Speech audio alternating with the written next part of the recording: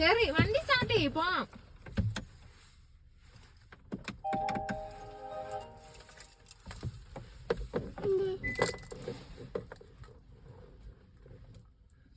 വണ്ടി സ്റ്റാർട്ട് ചെയ്യ്. അവിടെ എന്തോ എഴുതി കാണിക്കുന്നല്ലോ, വായിക്കേ.